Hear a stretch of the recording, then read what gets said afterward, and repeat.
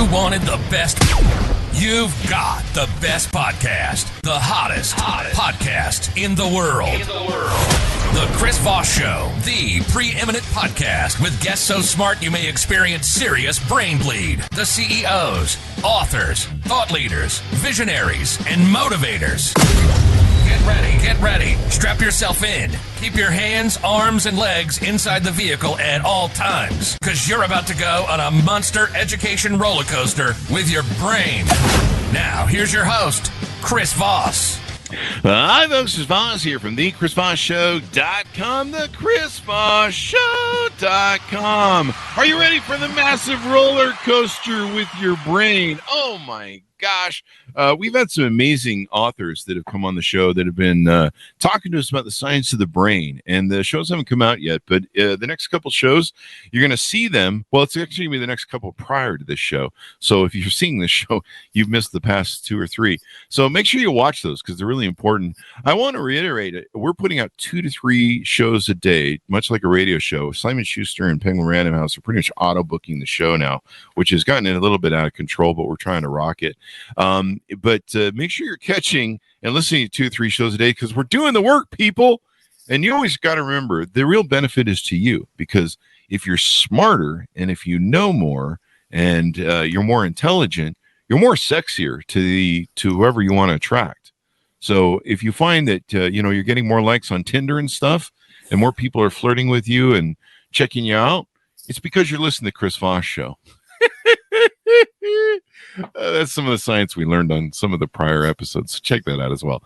Anyway, guys, as always, refer the show to your family, friends, and relatives. The guilt and shaming begins. Go to goodreads.com/Chris Voss, youtube.com/Chris Voss, linkedin.com/Chris Voss. And if you think I'm funny here, we're trying to do some funny stuff on TikTok as well as the cuts of the podcast on the show.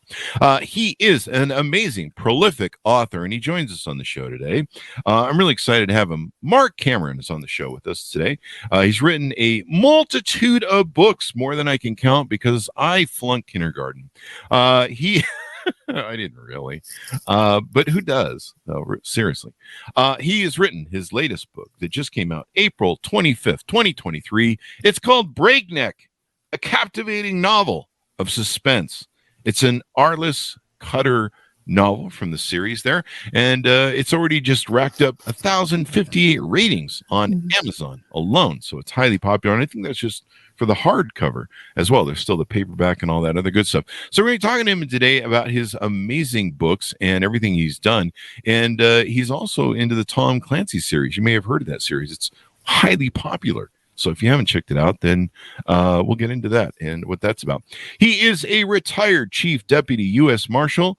Mark Cameron spent nearly 30 years in law enforcement. His assignments have taken him from Alaska to Manhattan, Canada to Mexico, and dozens of points in between.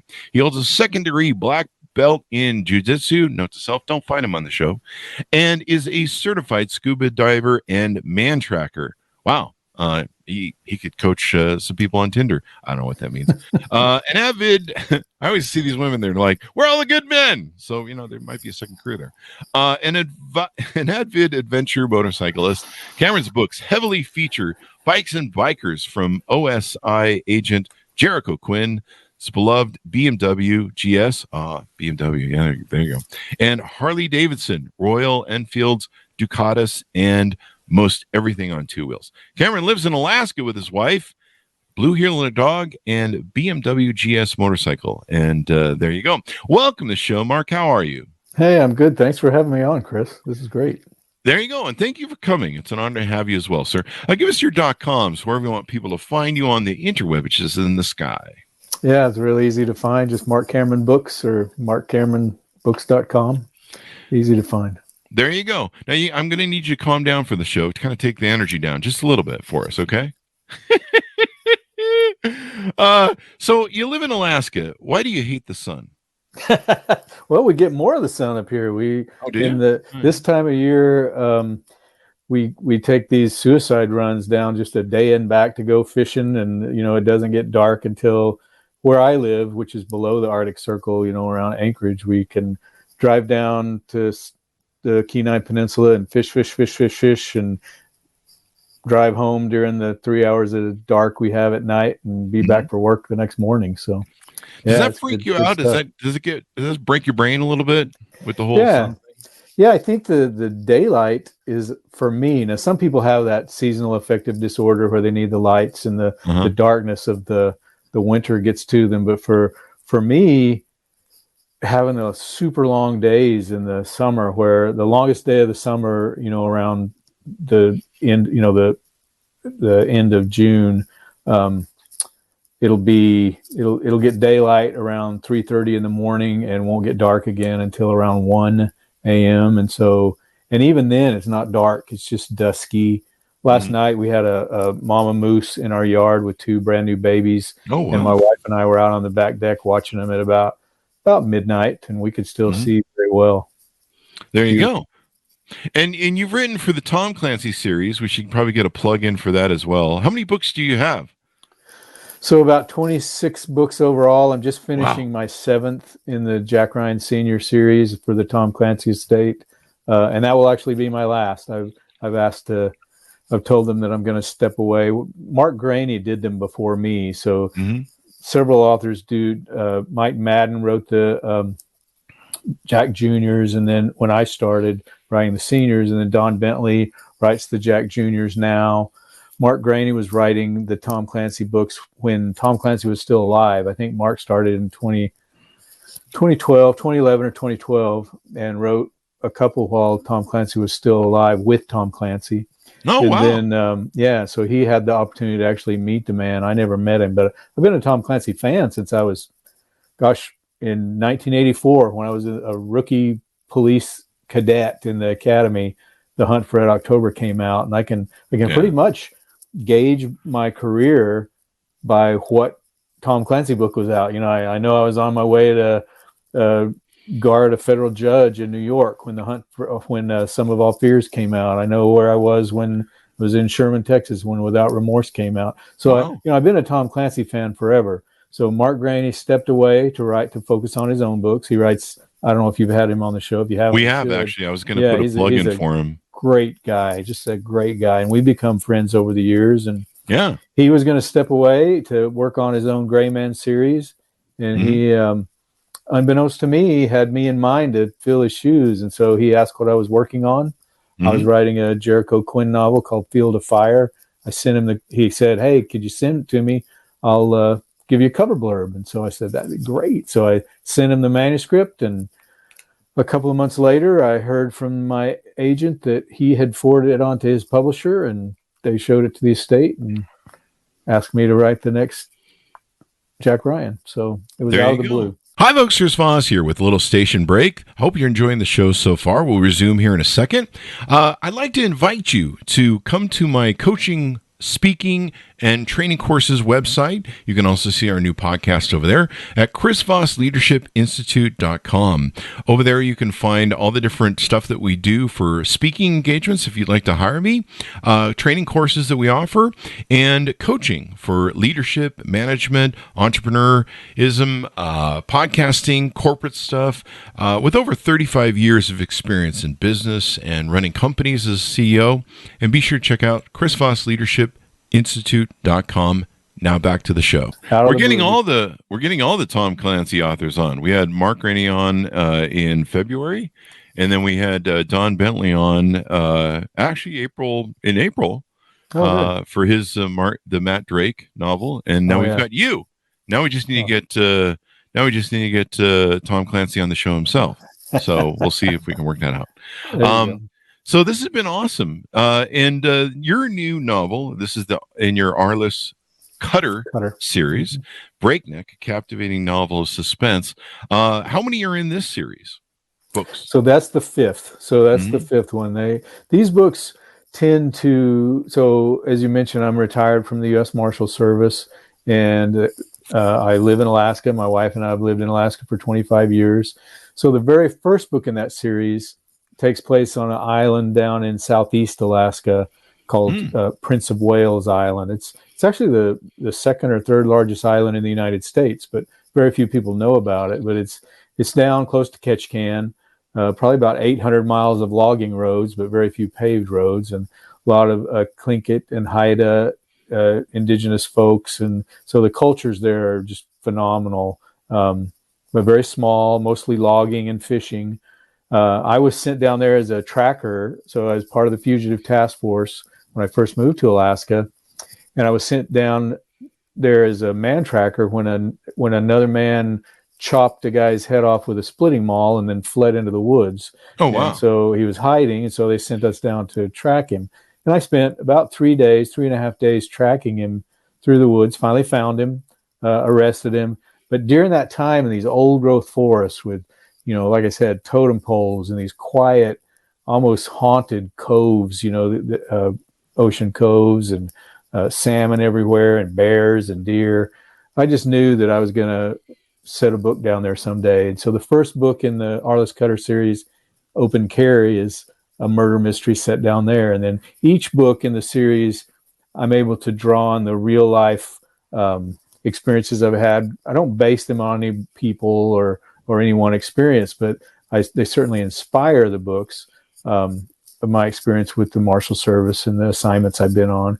And at the same time, the native cultures that I've been able to work with and meet, and then the different geographies of Alaska and the weather. And one of my editors said, I don't know, 2 books ago, they said, you got another storm moving into this book. There's always a storm. Can't you, what's the deal with these storms? And I said, well, we call that Tuesday here in Alaska. That's just the way it goes.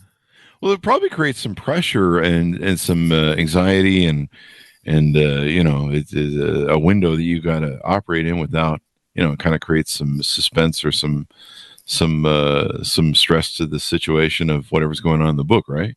Oh, absolutely. I know village public health aides that have performed what we would consider major surgery on the cafeteria table of a high school. Holy crap! Talking to a doctor via web link because there was no way to get anybody else there, and that's one of the beautiful things about out in the bush is people do what they have to do. And some of these villages, there's a kind of a joke that's a truism, and some of the bush villages of Alaska, we call it the bush when you can't get there by car. You have to either take a plane or a boat. And we say to get to Southeast Alaska or some of the other places, there's only 3 ways to get there, either plane, boat, or birth canal. And so the people that are born there, they have a different way of thinking than the rest of us, where we'd say that's impossible. They say, well, it might be impossible. We're going to have to try. So I had a young deputy. We were doing a big prisoner sweep in Western Alaska where we brought up like 20 out of district deputies from all across the Northwest, and they were teamed with troopers. We had snow machines, and we were out in far Western Alaska, way out close to the Bering Sea. And they were going to these different villages, and we had, targeted basically what we would call village terrorists, people that are really causing troubles. And the villages are the ones that gave us these people with warrants. They're like, oh, wow, these people are causing us trouble. There's not enough law enforcement out of here. They get drunk. They shoot up the village, help us. And so we went out there on this big sweep. And one of the deputies from, I can't remember which town, somewhere in Oregon, I think, he got there to this small village on the western coast of Alaska, around 800 people. And the trooper that was supposed to meet him there was a little bit late on another flight. Big storm moving in. The trooper was not able to get there. So here's this 27, 28-year-old deputy with a few years in law enforcement, but it's been federal stuff, certainly not in a native community in Western Alaska, where he's literally the only badge carrier out there at the time because the trooper hadn't gotten there yet. And he called me and he said, hey, Chief, and I'm at a command post in Bethel, Alaska, about 300 miles away from where this young man is. And he said, hey, Chief, there's been a double murder suicide. I've got this lady who found her husband with his girlfriend. She killed them both and killed herself. Holy what God. do I do? I'm here in this house with him, and this tribal police officer who's a 19-year-old kid who's not really, he's a tribal police officer, but he's not certified by the state at that point. And so, and he doesn't know what to do. And I said, well, the troopers should be there. And he goes, no, they can't get in. There's a storm. They're not. There's a storm coming. And exactly. So he ended up. We worked with the troopers and Alaska Bureau of Investigation to figure out what to do. And basically, he turned the heat off in the house so that it would keep everything frozen and not, the bodies would stay frozen and all the evidence would stay frozen. And then they sat in the living room and parkas and ate MREs and, for a couple of days till investigators could get there. So It's definitely a very unique kind of law enforcement here, which lends itself to the Arliss Cutter books. And it's fun for me to write because I can show off the agency that I feel like raised me, the Marshal Service, and then the state that I feel like raised me, which is Alaska. So they're great fun to write. There you go. We're talking about the show about how I asked you if you did some of the fugitive stuff, the Tommy Lee Jones sort of things, and you did a little bit of that. Tell us about the protagonist in here. Who is this Arliss Cutter for those who aren't familiar, so we can open up the door to more readers? And what's he up to? Yeah, so Arliss Cutter is a guy that the best way to describe him is he's a man who will not accept a bully. Something's happened in his past that you find out as you read the books, but some terrible situations happen. He's a former Army Ranger turned deputy marshal, which is very common in the Marshal Service to have folks from the military or law enforcement come aboard because we are such a boots on the ground kind of a law enforcement agency. We always describe the FBI as the premier investigative agency for the Department of Justice. The Marshal Service, we would like to consider ourselves the premier enforcement agency. So we make things happen. We're the ones that are the muscle for the judiciary, the executive branch as well. So anyway, he's the deputy marshal who draws a very bright line between good behavior and bad behavior, and he draws it very close, as my wife said, so he doesn't have to reach across very far to slap someone that steps over it. So he's that kind of guy. Very, if you ever heard the old Marty Robbins song, the big iron on his hip, think of him like that. He's come to town with a big iron on his hip, going to arrest the bad guy, right? So very much of that kind of cowboy ethos. He's from Florida, raised by his grandfather, who was a Florida Marine Patrol, that old-timey cowboy ethos. His brother, with his best friend growing up, was an engineer who moved to Alaska with Arliss's sister-in-law, who, by the way, Arliss has had a crush on from the time they met. So he's in love with his sister-in-law. Okay. Can't do anything about that because sounds like Jesse's girl swooped. His brother swooped in. Yeah, his brother swooped in and took her when they were both teenagers, and he's had to live with that. But now his brother's dead. His brother's been killed up on the slope, north slope of Alaska, in a tragic accident, or was it an accident? We don't know. Or was it? Right. So now Arliss has gone from Florida, moved out of where he's used to. He's a water guy. He's a swamp guy. He's a surfer, hot weather guy. Doesn't like coats, as you mentioned. Yeah, that was me as a kid in California. And now he's moved to take care of his widowed sister-in-law, figure out what happened to his brother, and help the sister-in-law with her 2 sons and daughter. So he's now living in the house with the woman he's loved his whole life, but it's inappropriate for him to do anything about it because his brother just died. Yeah, right? his brother just died. That tension there, and he's a good guy. Arliss he's got, like I say, a very clear line between right and wrong. So that's all in the background. That's not the main part of the story, but that's what he's living on.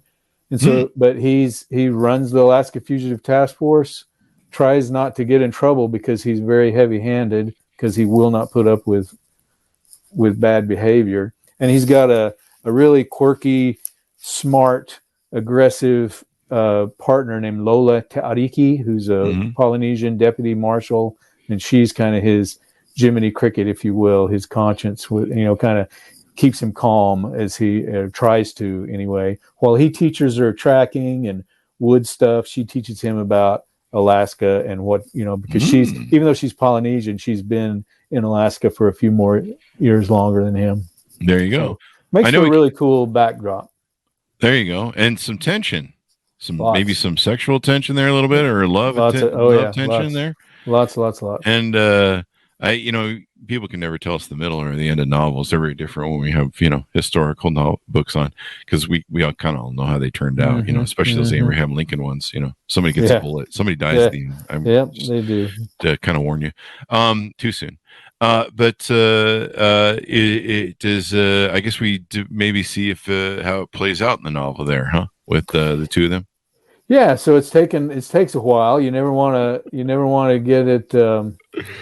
You never want to end up the conflict too soon. So there's always something that gets in the way. But by book 5, things are thawing out a bit. And book 6, which is next year, we'll see what happens. But lots of fun interaction between the two. And again, I mean, they're not going to, run off into the sunset together, because his brother just died, and that's her husband. So, and he was married as well. He'd been married 4 times. So, and his wife just passed away not long before his brother, but she died of natural causes. So it's it's life. It's the stuff that happens. And oftentimes in police procedurals or thrillers, we only get a tiny glimpse of the background of what these people are dealing with. And I really want to fold that in so that they become a part of, because my wife is, she's been married to a cop or a deputy marshal for 30 years of our, for 30 of our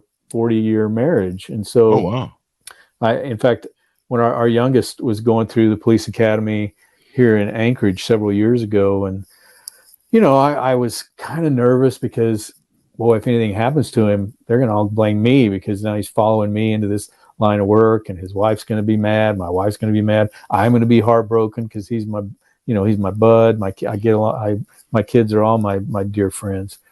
But so our youngest is going through the academy. He goes through training.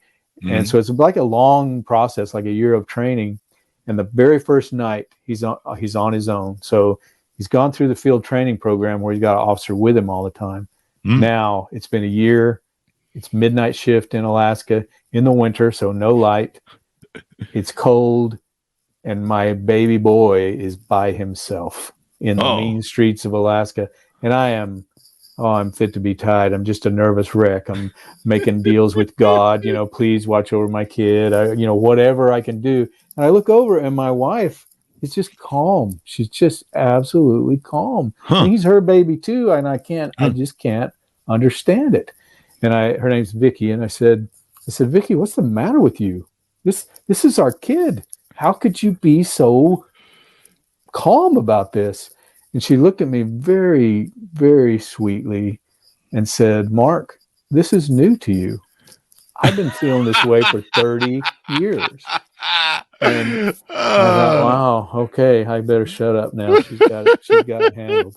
So I want to show some of that, and the significant others, whether it's a husband or wife or whatever, that watches us, that watch us put on our vest and, strap down our vest and lace up our boots and put on a gun and go to work, not knowing whether we're going to come back every day. Yeah. I want them to be characters in these books as well. Yeah. I mean, it's hard to be a wife of a law enforcement officer, to my understanding, because you never know. There's anything that can happen. You see guys that, unfortunately, they've done a whole career without firing their gun, and they're close to retirement, and all of a sudden, whatever. There's plenty of stories that in the thing. So that's definitely a suspense thing. Do you what's on the future radar for you? Do you see? Are you going to go back to the Jericho series, or? Yeah, no, that's a good question. So I as I said, I'm turning in my 7th and final effort in the Jack Ryan Senior series this week, as a matter of fact, just finishing that up. And then I'll go back and write finish up the last, the 6th Arliss Cutter. It's going to be called Bad River. So that's the 6th one in this series. We've already, it's already plotted. It's already well down the road. I think they'll be putting the cover out pretty soon on Amazon if they haven't already. And then when I finish that, then I'll work on another Jericho. I get emails every day from people asking me to write another Jericho, and I miss him. Jericho is a absolutely incredibly fun series to write. Jericho Quinn, his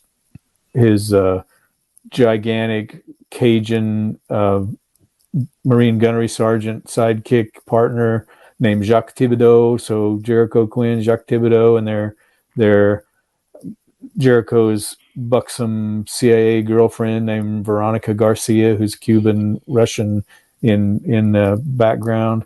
You know, when I first started writing these in like 2009, 2010, I think the first one came out in 2011, but I envisioned them. The covers look like modern day covers, but I envisioned them with those old time Matt Helm, you know, James Bond kind of covers with the guy with a gun and the scantily clad girl in the background and machine guns and sports cars. And so that's the way these books are. They're very Jason Bourne, James Bond, over the top kind of books. So they're lots of fun to write. There you go. There you go. Well, we'll be excited to see him. Do you have a title for the new Clancy book out? The new Clancy that's coming out is called Command and Control. Command and Control. Mm-hmm. It's already up on Amazon, and it's a little bit terrifying when you're writing a book and it's up on Amazon and ticking up the charts and you haven't turned it into the editor yet. So it's like, better live up to these expectations. But last year's book called Red Winter is, I mean, I like the one I'm working on, but last year's book was Red Winter, and it was a throwback set back in 1985, kind of when the early Clancy's were set. So that's probably going to be one of my all-time favorite books. There you go. November 21st, 23, it appears as the future release date. Yep. There you go. I love it, man. I love you guys who can really do these books well and pump them out and just give the feeder base. We have so many authors like yourself that come on the show, you know, and they have these I don't know what you call them, multi-threads of characters in books. Yeah. And they'll move from one to the other, and it kind of helps keep things very fresh for them. Yeah, it's good. It's fun. It does take up a lot of bandwidth though. And my oldest grandson is 12 now, and when he was probably about 5 or 6, and they were stationed in Japan, and I was over there doing some research and visiting grandkids, and he came tearing into the room, all sweaty. He's a big sports kid, and came tearing into the room, and I was, you know, at the table writing, and he came skidding to a stop in his socks, and he looked up at me. He called me Papa, and he goes, "Papa, what are you writing another book? Who'd have thought?" And then he turned around and walked away. And I thought, yeah, I better rejigger my life here so I can spend some time. Just cut him out of the will. No, he's inspiring. He's inspired me to slow down. You go. There you go. Well, give him an extra kind of the action then. There you go. Well, Mark, it's been wonderful to have you on the show. Anything more you want to tease out before we go? No, I appreciate it. This is great. Just I do enjoy hearing from readers. So if you like the Jerichos or the Cutters or the Jack Ryans, shoot me an email. I'm super easy to find. Just Google Mark Cameron and my ugly mug's there. Of course, the pictures online are prettier. I had hair and my beard was red back in the day, but for some reason they won't put this ugly mug online like they should. That's what people bug me about my book. They're like, "Why isn't your picture on it?" I'm like, "I want to sell the books. I don't want to scare people off." I mean, have you seen me lately? I have radio face. I accept it. So there you go, Mark. So thanks for coming on. Give us your .com so people can find you on their webs again. I think you slid one in, but let's just make sure. Yeah, just markcameronbooks.com. No, that'll link you to everything, the Twitter and Instagram and all of that. All that good stuff. Well, thank you very much, Mark, for coming on the show. Thanks to my audience for tuning in. Go to goodreads.com/Chris Voss. See everything we're doing over there. Go to youtube.com/Chris Voss. LinkedIn.com/Chris Voss. The big LinkedIn newsletter is huge. The big LinkedIn groups over there. And TikTok. We're starting to put clips on TikTok. And I try and do some funny stuff over there. It doesn't work. It dies more than it kills. But sometimes when you die and you can kill and make people laugh, it's funny. So there you go. Anyway, guys, thanks for tuning in. Be good to each other. Stay safe. And we'll see you guys next time. That should have us out, Mark.